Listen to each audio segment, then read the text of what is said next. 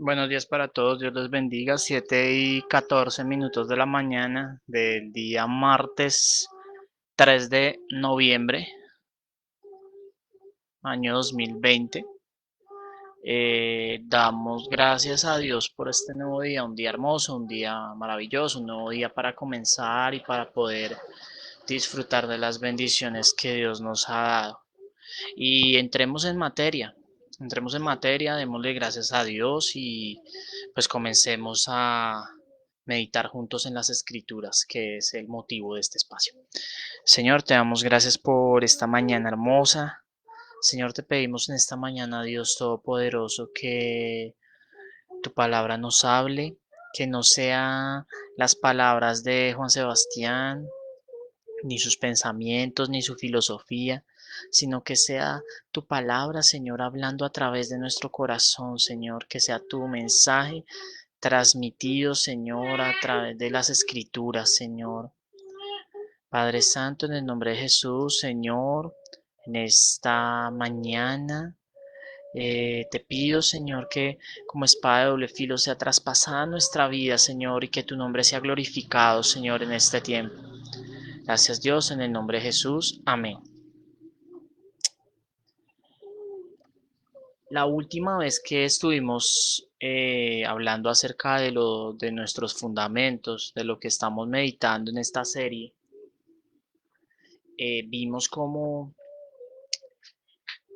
el pueblo no escuchó a los profetas de Dios, que los profetas eran las personas enviadas por Dios para transmitir su mensaje, y que este mensaje, aunque algunas veces tenía que ver con eventos futuros, muchas veces era un llamado al arrepentimiento, un llamado a volverse a Dios, y eso era lo que los profetas hacían, llamar al pueblo a que se volviera a Dios. Pero el pueblo no escuchó,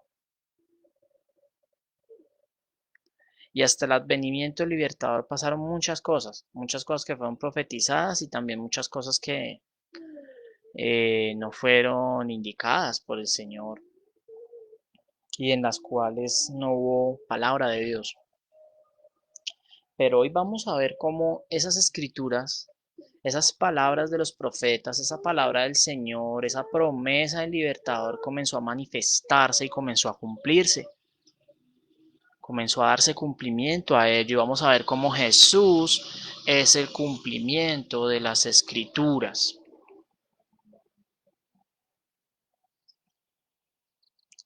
El último profeta que habló sobre el libertador fue el profeta Malaquías, sobre su advenimiento, sobre lo que iba a ocurrir. Después de Malaquías pasaron cerca de 400 años en los cuales Dios guardó silencio. Esos 400 años, ya lo vimos, ocurrieron cosas como eh, el surgimiento del imperio persa, el surgimiento del imperio helenístico o griego, todo ese, digamos, esa hegemonía griega. Los judíos obtuvieron cierta independencia, pero por un tiempo muy corto. Y finalmente los romanos se adueñaron del mundo. Para la época en que Jesús nació, el imperio romano tenía gran parte del mundo antiguo bajo su control. Habían unos reinos hacia el oriente, pero pues no eran tan importantes como el Imperio Romano, que abarcaba casi todo el mundo occidental conocido, desde Judea y Asia Menor hasta la Galia, incluso hasta Britania, lo que conocemos hoy como Gran Bretaña, las Islas Británicas, Inglaterra. Esa era la extensión de Roma. Y durante todo este tiempo Dios no habló.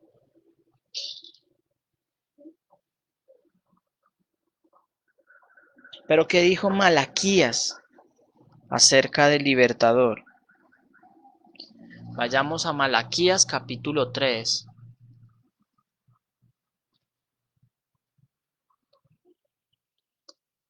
versículo 1.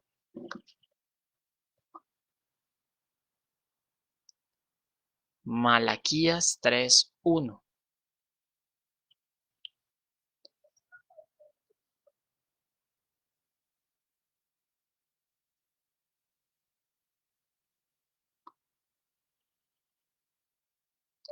Malaquías 3:1 dice: Yo envío a mi mensajero y él preparará el camino delante de mí. Y vendrá de repente a su templo el Señor a quien ustedes buscan. El mensajero del pacto en quien ustedes se complacen ya viene, dice el Señor de los ejércitos. Dice que iba a haber un mensajero antes de que viniera el Señor a su templo.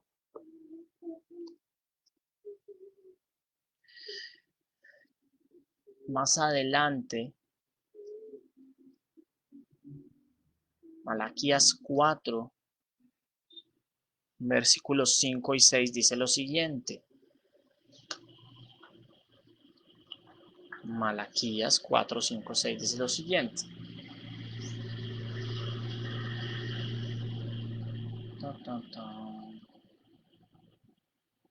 Dice: Yo les envío al profeta Elías antes que venga el día del Señor, día grande y terrible. Él hará volver el corazón de los padres hacia los hijos y el corazón de los hijos hacia los padres, no sea que yo venga y hiera la tierra con maldición. Malaquías le recordó a los judíos que el libertador que Dios había prometido vendría a salvarlos sin duda. Y también les dijo que antes que viniera el libertador iba a venir un mensajero delante de él, un profeta. Y la tarea de este profeta sería enseñarle a la gente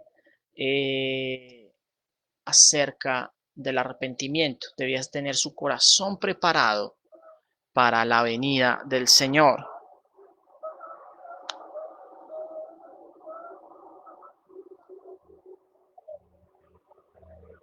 Mientras esto pasaba, Dios obraba silenciosamente en medio de los hombres. Como ya dijimos, obró de tal forma, de tal modo, que estuviera configurado el mundo de una manera especial para que el Señor viniese a esta tierra, diera su mensaje y ese mensaje fuera repartido por el mundo entero. Así las cosas, hoy vamos a empezar a ver el cumplimiento de las promesas de Dios y lo vamos a ver a través de una pareja de esposos ya abuelos, a quienes el Señor utilizó para empezar a cumplir su promesa. Lo vamos a ver. Lucas, capítulo 1, versículo 5.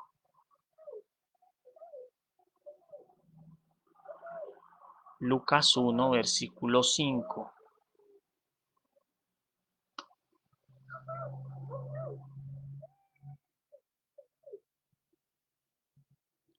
Lucas 1, versículo 5.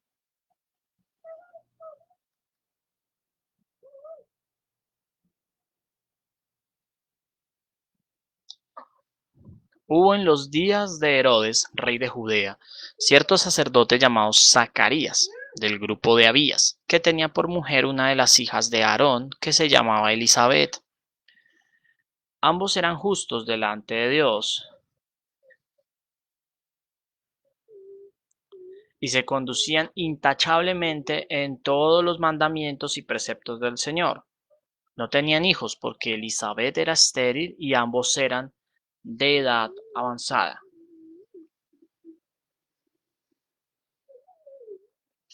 Zacarías y su esposa eran judíos que confiaban en las promesas del Señor, conocían de la palabra. Zacarías era sacerdote y Elizabeth era hija de sacerdote. Eran de la familia sacerdotal y conocían las promesas del Señor. Ofrecían sacrificios en el templo conforme a la ley de Moisés.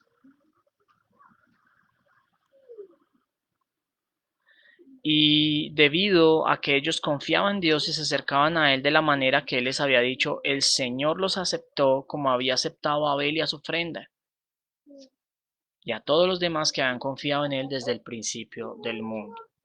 Confiaban en el Señor, confiaban en su promesa y se acercaban conforme a los mandamientos que Él había establecido. Como les decía, ellos eran abuelos ya, o sea, abuelos en cuanto a edad, o sea, eran de edad avanzada, pero no habían podido tener hijos. Elizabeth no había podido tener hijos, pero aún así seguían sirviendo al Señor y Zacarías ministraba en el templo. Dice el versículo 8. Pero aconteció que mientras Zacarías ejercía su ministerio sacerdotal delante de Dios según el orden indicado a su grupo, conforme a la costumbre del sacerdocio, fue escogido por sorteo para entrar al templo del Señor y quemar incienso. Toda la multitud del pueblo estaba fuera orando a la hora de la ofrenda de incienso. Y se le apareció a Zacarías un ángel del Señor de pie a la derecha del altar del incienso. Al verlo, Zacarías se turbó y el temor se apoderó de él.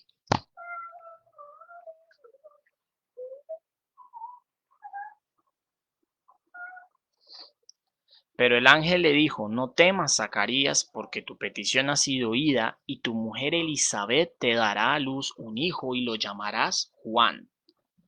Tendrás gozo y alegría, y muchos se regocijarán por su nacimiento,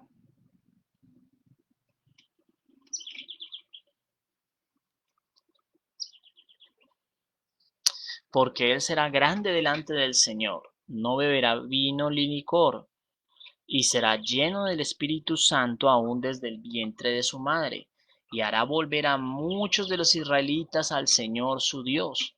Él irá delante del Señor en el espíritu y poder de Elías para hacer volver los corazones de los padres a los hijos, y a los desobedientes a la actitud de los justos, a fin de preparar para el Señor un pueblo bien dispuesto. ¿Se acuerda que hace un momento leímos esto en Malaquías? Juan el Bautista, como se le conocería después, era el cumplimiento de la promesa del Señor, era el cumplimiento de las palabras del Señor a través de Malaquías. Iba a ser el mensajero que iba a preparar el camino delante del Señor, haciendo que hubiera arrepentimiento, reconciliación y para que los corazones del pueblo estuvieran preparados para recibir al libertador. Por eso dice, para preparar, al fin de preparar para el Señor un pueblo bien dispuesto.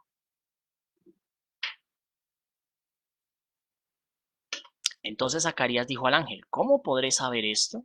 Porque yo soy anciano y mi mujer de edad avanzada. El ángel le respondió: Yo soy Gabriel, que estoy en la presencia del Señor y he sido enviado para hablarte y anunciarte estas buenas nuevas. Así que te quedarás mudo y no podrás hablar hasta el día en que todo esto acontezca, por cuanto no creíste mis palabras, las cuales se cumplirán a su debido tiempo.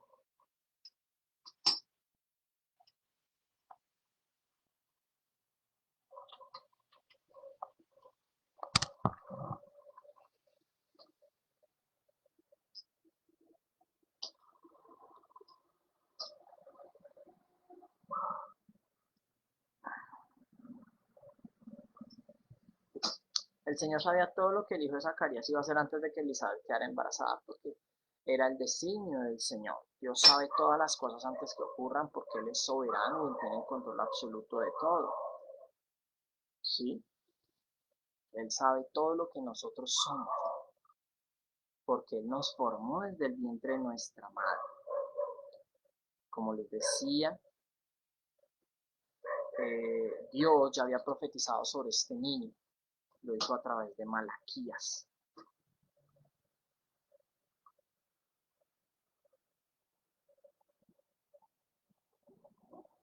Aquel libertador que iba a venir después de Juan y que Juan iba a anunciar, era llamado por el ángel Señor,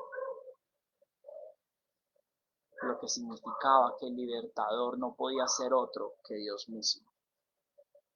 Entonces Juan, este niño profetizado, tendría un gran papel porque iba a ser quien iba a anunciar el camino del Señor mismo, como libertador, como restaurador de todas las cosas.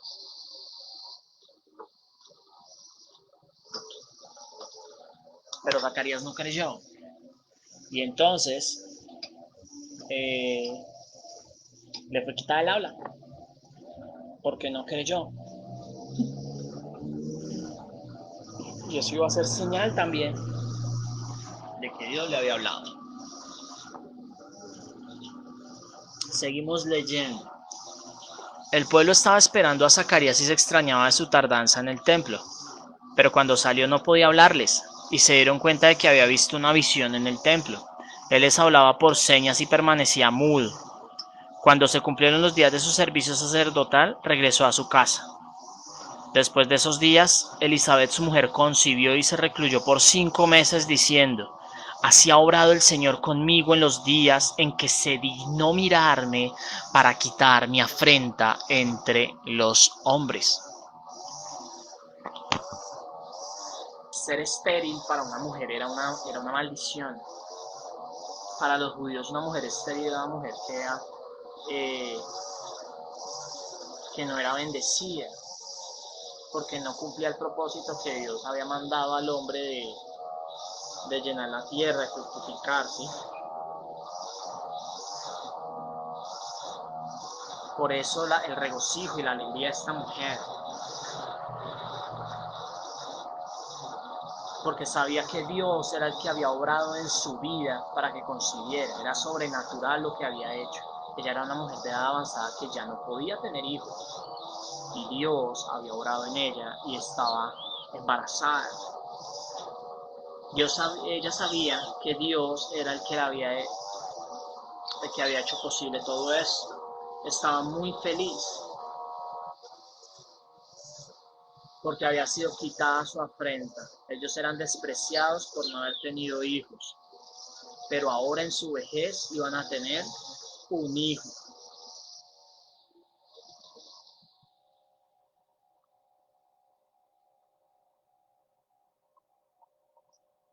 Y era el tiempo de que se cumpliera la promesa del libertador. Y empezó trayendo a su mensajero. Y mire cómo lo hizo de una manera tan maravillosa, tan sobrenatural, tan increíble. Pero ahora viene algo más maravilloso y es la forma en que nuestro libertador, nuestro Dios, vino a esta tierra, que fue concebido a través de una virgen sin que hubiese una relación sexual de por medio, sino por obra del Espíritu Santo. Dios envió un ángel a decirle a una virgen llamada María que Dios la había escogido para ser madre del libertador. ¿Por qué escogió a María? Porque era una mujer virtuosa, como dicen los católicos, los romanos, que porque ella era una mujer súper especial y por su dechado de virtudes Dios se plació. No, evidentemente María tuvo que haber sido una mujer piadosa, porque lo leemos en este mismo capítulo de Lucas, en la forma en que ella se expresa, lo vamos a leer en un momento. Pero no por eso Dios la escogió, porque María, al igual que todos nosotros, era pecadora, tenía pecado en su vida, venía con el rastro de pecado de Adán. Entonces, ¿por qué Dios la escogió? Porque quiso. María era una muchacha común, como cualquier chica, que aunque pecadora, confiaba en Dios, que iba a enviar al libertador. Y Dios la eligió porque hace lo que quiere. Él es soberano. Quiso escoger a María porque quiso. Podría haber escogido a otra muchacha llamada Josefa o no sé, o a Juana o a Magdalena o a Pepita o a cualquier muchacha, ¿sí? Se nos resalta que María confiaba y tenía la esperanza de, de que el libertador iba a venir, pero no por eso Dios había sido movido a que fuera ella. Dios quiso que fuera ella porque quiso. Este hijo de María iba a ser el libertador prometido y se iba a llamar Jesús, que significa Salvador o Libertador. Dios no había olvidado su promesa de enviar al Libertador, porque Él ama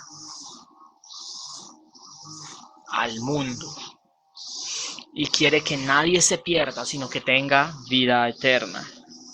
Vamos a leer este texto rápidamente. Lucas 1. Estamos en Lucas 1, versículo 26. Al sexto mes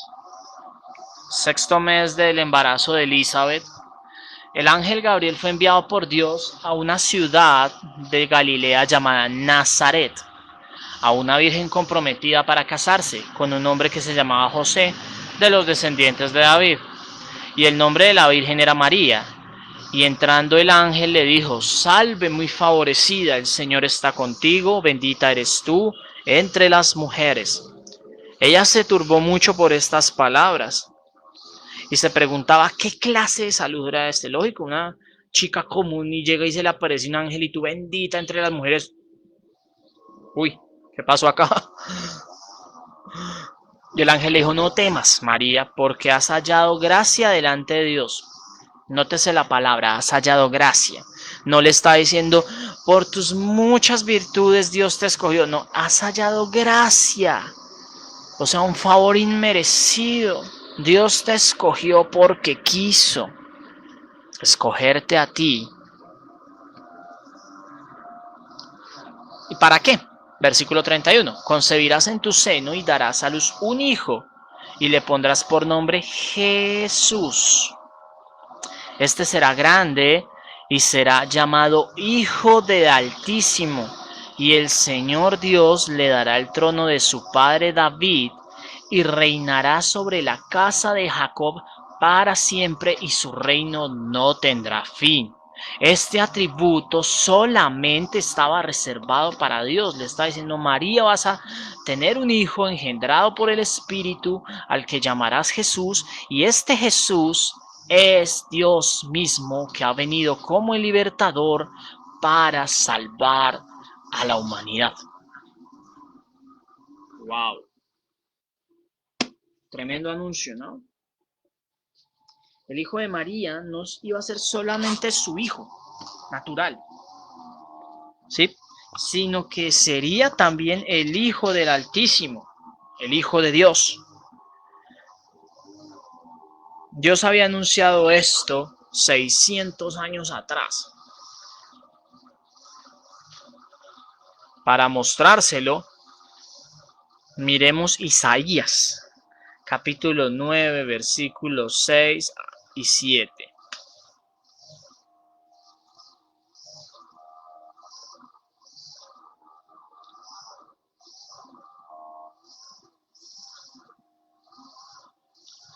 Versículos 6 y 7 de Isaías. Mire, dice: Porque un niño nos ha nacido, un hijo nos ha sido dado, y la soberanía reposará sobre sus hombros, y será su nombre admirable consejero, Dios poderoso, Padre eterno, príncipe de paz.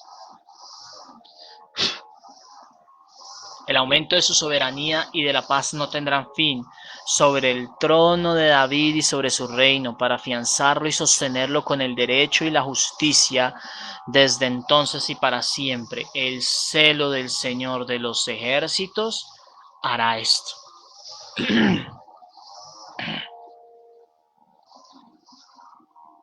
Aquí estaba anunciando un niño sobre quien iba a estar la soberanía, la autoridad. Y mire, y el nombre iba a ser admirable consejero, Dios poderoso. Nótese, Dios poderoso, Padre eterno, príncipe de paz, atributos que solamente están en la naturaleza de Dios. O sea, este niño es Dios mismo. El hijo de María sería un hombre, tan hombre como yo, como usted, pero a la vez era el Hijo de Dios, a la vez era Dios, 100% Dios, 100% hombre. Así es el libertador. Como Hijo de Dios, Jesús tenía muchos nombres, Jesús era su nombre como hombre. Jesús se iba a llamar Jesús, el hombre, su nombre humano. Pero su nombre celestial es Dios, admirable consejero, Dios poderoso, Padre eterno, príncipe de paz, entre otros.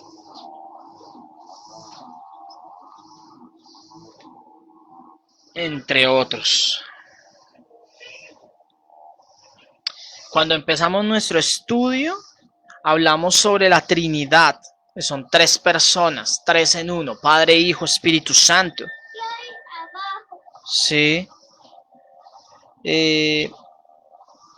Dios no ha tenido cuerpo, pero para poder manifestarse como Salvador era necesario que tuviera un cuerpo humano. ¿Sí? Y debía ser como nosotros, pero sin pecado. Por esa razón fue que fue concebido de esa manera y no de una manera humana. Para que el plan de Dios sobre el libertador se cumpliese, Dios el Hijo tenía que nacer como un ser humano y escogió a María para que fuera madre de ese libertador. El libertador, que era Dios Hijo, tenía que descender del cielo para nacer en la tierra como el Hijo de María. El Hijo de María sería Dios y hombre en un cuerpo.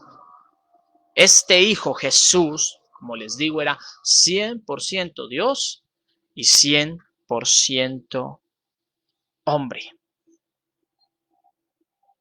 Adicionalmente le dijo a María que este libertador sería descendiente del rey David. Esto solo significaba que iba a ser rey, y no un rey cualquiera, sino el rey eterno para siempre. No era que iba a establecer un reino temporal como lo creen los judíos o lo creían los judíos en ese tiempo, sino que su reino va mucho más allá, porque el advenimiento del libertador significaría la libertad plena de la esclavitud del pecado para establecer un gobierno de paz, un gobierno de libertad en comunión con el Padre, para que no hubiera más ese velo, esa cadena donde habíamos sido esclavizados por el pecado, sino que al conocerlo a Él, al Él ser manifestado y nosotros conocerle, pudiéramos entrar en ese reino de libertad para siempre.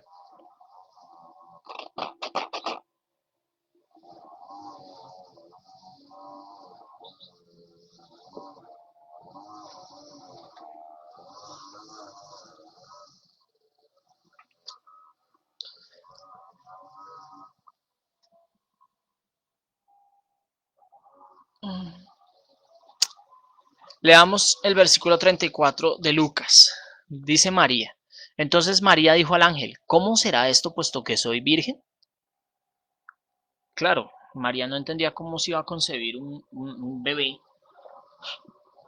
sin tener que estar con un hombre, ¿sí? ¿Cómo iba a concebir un bebé sin tener relaciones sexuales con un hombre? Y la respuesta del ángel es clara. El ángel le respondió: el Espíritu Santo vendrá sobre ti y el poder del Altísimo te cubrirá con su sombra. Por eso el niño que nacerá será llamado Hijo de Dios. Entonces fue claro y le dijo: el Espíritu Santo será quien haga esto. Y el niño será formado directamente por Dios. Y le dice: tu parienta Elizabeth en su vejez también ha concebido un hijo, y este es el 6º mes para ella, la que llamaban estéril, porque ninguna cosa será imposible para Dios. Claro, le dijo: no solamente va a pasar esto, sino mira el ejemplo que te doy. Tu parienta, siendo anciana, ya está en 6º mes de embarazo, porque para Dios no hay nada imposible.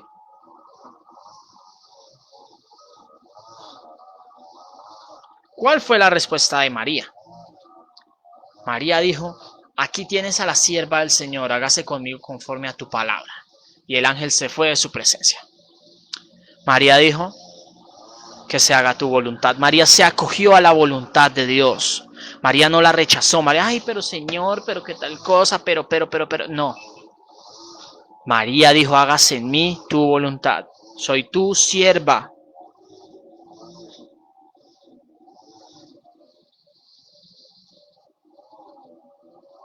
¿Qué connotaciones tiene esto?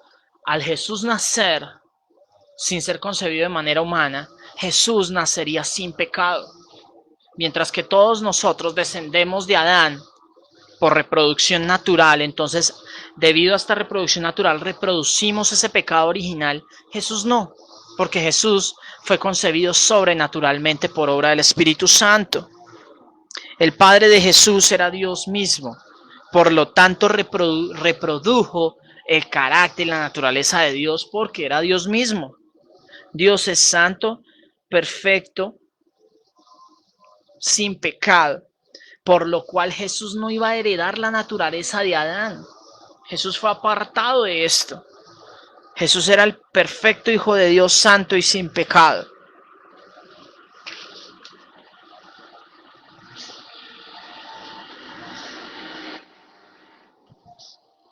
Tal cual era imposible que una virgen tuviera un hijo, de la misma manera era imposible que una anciana tuviera un bebé. Y eso fue lo que le mostró el ángel a María. Para Dios no hay nada imposible. Dios puede hacer cualquier cosa porque Dios es soberano, es el dueño del mundo, es el Señor Todopoderoso y fue capaz de formar todo este universo que nos rodea, toda esta creación maravillosa que tenemos. ¿Cómo no iba a hacer eso?